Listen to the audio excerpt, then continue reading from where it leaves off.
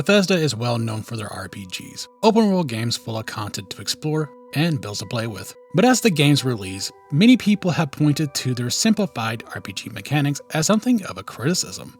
Let's talk about Bethesda and their simplification of their games. The phrase wide as an ocean and deep as a puddle has become something of a rallying cry against more modern Bethesda offerings, a phrase that settled with Skyrim yet expanded to Fallout 4 and Starfield. In many respects, this phrase is about meaning for player actions, what consequences there are for choices. But it could extend to the limited control over player builds, through few stats, perks following a predictable and uninteresting pattern, and the world following a heavy amount of scaling, whether it be enemies, loot, and/or quest rewards.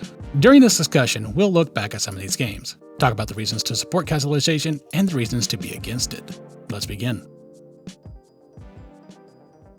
As stated, Skyrim is a title that many look as the beginning of this overbearing simplification. It ditched primary stats for a purely skill-based experience. When you leveled, you merely picked it to boost your health, magicka, or stamina pools, rather than such being dictated by a combination of factors. It's definitely a contender, but I don't see this as the beginning of the design philosophy.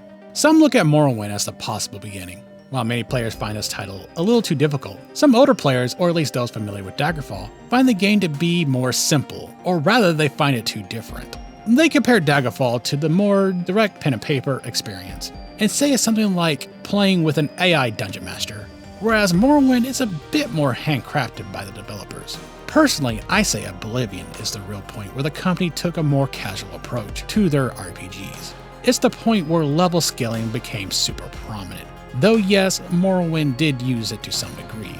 You were limited to the gear that you were able to equip. One could not wear both armor and robes, and for some, the waypoint system can really cut into the feelings of immersion. Oblivion carried many of the systems to Fallout 3, with its often complained about bullet sponge enemies. Fallout New Vegas, even under Obsidian, was obviously built on Fallout 3's interpretation of Gamebryo. And Skyrim gave quite a few things to Fallout 4, though rather than focusing on skills, the player focused on attributes. And 76 was, to some extent, what New Vegas was to Fallout 3. And there's a lot to debate, whether this is all better or worse. Now let's look at some subjective positives that come from this design philosophy. The more simple the game is, the easier it is ultimately to get into. Think about a young parent who works a full-time job. When they come home, they have to look after their child. Older children may be able to keep to themselves, but they may also want their parents' attention at some points throughout the day, which isn't a bad thing, but it is a factor to the lack of personal time a parent may have. The 2 to 3 hour window which a parent can actually play a game, they perhaps don't want to spend a ton of time learning mechanics, dealing with difficulty, or planning a build. They just want to turn on and play. Simple RPGs can give a feeling of customization without the tedium that can come from more complex mechanics. It's debatably more leisurely. Another reason is that they play better with consoles. It may seem odd, Morrowind released to the Xbox, and Oblivion, Fallout 3, and New Vegas all released to the 360 and PS3. And while those three titles aren't as complicated as Morrowind, they were still more complex than Skyrim or Fallout 4. But still, the less a player has to manipulate, the easier it is for a controller to handle. Perhaps there's also the fact that the player doesn't have to spend so much time in the character sheet dumping points and choosing perks. While obviously it's by no means impossible to use, controllers do slow navigation down somewhat over a point-and-click mouse. More simple mechanics, they can just grab what they want and go back to the action. Of course, Skyrim, Fallout 4, and Starfield all have a very controller-focused UI to boot, for better or worse.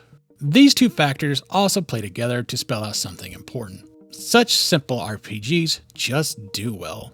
Skyrim and Fallout 4 are the two most sold, most played, and most talked about games in their respective franchises. Even with poor critical reception, Starfield is doing particularly healthy when it comes to the money it's making. The last 2 points create this one for a particular reason. A reason to go heavily simplified and heavily casualized. Ease of access. There's less barriers to go through, so that creates a focus on getting the game to as many people as possible. And it seems to work. There is an argument to be made that the reason Skyrim and Fallout 4 did so well isn't so much these two titles themselves, as much it is the foundation that Morrowind, Oblivion, Fallout 3, and Fallout New Vegas built. The whole Xbox so I could run thing. But well, it's hard to argue against not only Skyrim's commercial success, but also its critical success upon release. Now, what are some arguments against this approach?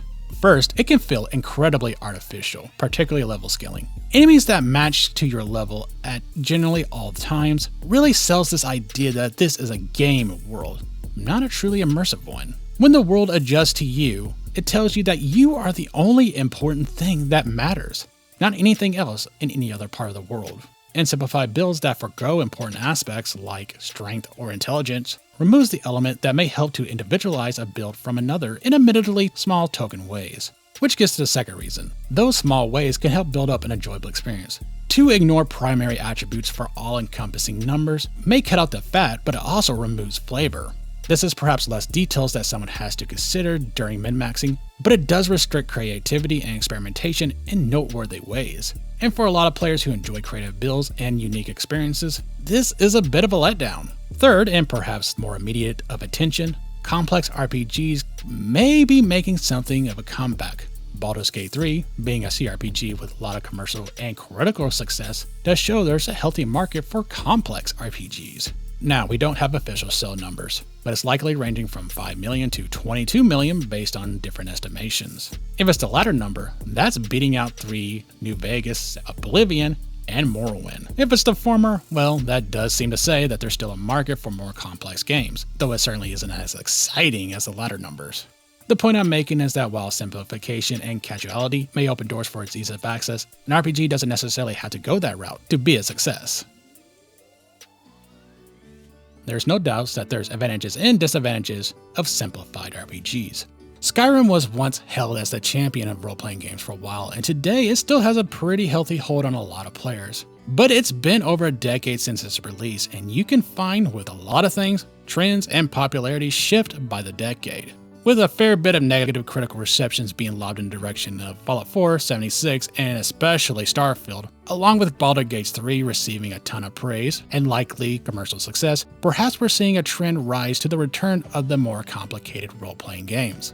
Perhaps not necessarily the CRPG genre, but maybe something akin to Morrowind or a more complex New Vegas. Who knows? We may see a new wave of games that allow for more statistical manipulation, variety of builds, and less focus on level scaling. A game that doesn't bow to the player, but rather makes the player adapt to its world. Or perhaps not. It's also possible I'm completely misreading information and putting out a level of hopeful wishing. Time will certainly tell.